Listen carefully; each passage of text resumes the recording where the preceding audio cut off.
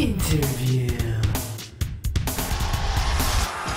From West Newbury, Massachusetts, weighing 240 pounds, John Cena! Hey everybody, Sean McInnes here in New York for THQ's Gamers Week, where today we're talking about WWE All-Stars courtesy of Sal DiVita. Sal, thanks a lot for joining us. Thank you, man. Thanks for being here. Yeah, my pleasure. So, talk to us about All-Stars, the type of game that you guys originally set out to create. Why did you guys go for this sort of hybrid between an arcade brawler and a more two-dimensional fighting game for the WWE license? Yeah, what we wanted to do is make something, a different experience with the WWE franchise. You know, THQ has a great simulation product, but we wanted to do something that was very different, unmistakably different than what you would get there. So we set out to, you know, tried a couple different things, and then we started amping things up a little bit, and then one thing led to another, and the next thing you know, we've got guys doing big attacks and hard-hitting smashes, and we said, okay, you know what, this is pretty cool.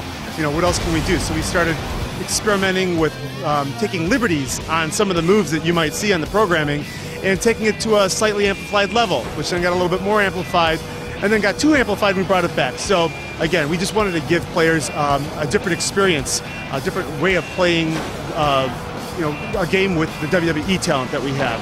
Now, you mentioned variety of gameplay. One of the other ways that the game offers variety is with these different wrestler types. You know, you've got the brawler, the acrobat, that sort of thing. Tell us about the variety of wrestlers you have in there and how it changes the experience. Yeah, absolutely. So there are 4 different classes of wrestler that we have.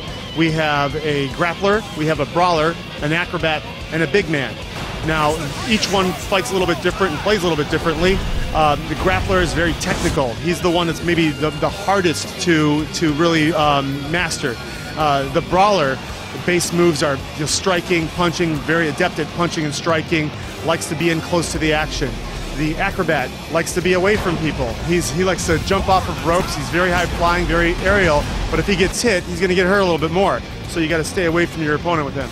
And then the big man, who is big, slow, lumbering around, but when he gets his hands on you, he manhandles you and he basically treats you like a rag doll, throwing you into the ring, throwing you over the ropes, into the ropes, bouncing you back, following up with hard-hitting, knockdown attacks.